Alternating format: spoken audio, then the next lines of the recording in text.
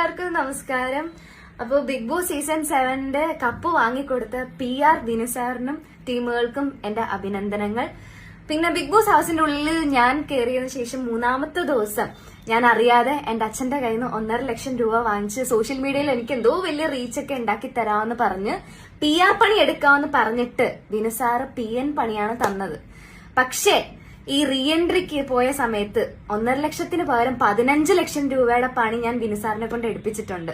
ആ പണിയിൽ കൂട്ടുനിന്ന അല്ലെങ്കിൽ എന്നെ ഇത്രയും റീച്ചും ഇത്രയും ഫേമസും ഇത്രയും വൈറലാക്കി തന്ന ദിനസാറിന്റെ സോഷ്യൽ മീഡിയക്കാർക്കും യൂട്യൂബേഴ്സിനും എന്റെ എല്ലാ നന്ദിയും ഞാൻ അറിയിച്ചു കൊള്ളുന്നു. അയ്യോ, ഒരാളോട് ഒരു സ്പെഷ്യൽ താങ്ക്സ് പറയാൻ മറന്നുപോയി. അതായത് സീസൺ 5 വിനുസാർ PR പണിയെ എടുത്ത് വിജയിപ്പിച്ച അഖിൽ മാരാരിനോട്. മാരാര് പറയുന്ന കേട്ടു, അതായത് റീ എൻട്രിക്ക് കയറിയ സമയത്ത് വിന്നറിനെ മോട്ടിവേറ്റ് ചെയ്യണമായിരുന്നു എന്ന്. പക്ഷെ ഞാൻ മോട്ടിവേറ്റ് അല്ലല്ലോ ചെയ്തത്, അതിന് പകരം ഞാൻ കപ്പ് വാങ്ങിച്ചു കൊടുത്തല്ലോ. വിനുസാറും പിന്നെ വിന്നറിന്റെ ഫാൻസ് എല്ലാം കൂടിയാ പറയുന്നത്. അതറിഞ്ഞാലും ഒത്തിരി സന്തോഷമുണ്ട്. എന്തായാലും വിന്നർക്ക് ഞാൻ കാരണം കപ്പ് കിട്ടിയല്ലോ.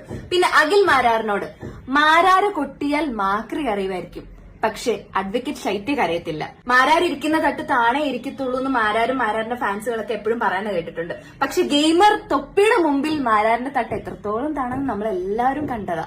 പിന്നെ ഉത്തരം മുട്ടുമ്പോൾ മാരാരെ പോലെ റഷ്യൻ വിപ്ലവം എടുത്തിടേണ്ട കാര്യം എനിക്കില്ല. നിലപാടുള്ളവർക്കേ ശത്രുക്കൾ ഉണ്ടാകത്തുള്ളൂ. ബാക്കിയുള്ളവരെ പ്രീതി പിടിച്ചു കിട്ടാൻ വേണ്ടിയിട്ട് എനിക്ക് എന്റെ നിലപാട് മാറ്റാൻ ഞാൻ ഉദ്ദേശിക്കുന്നില്ല.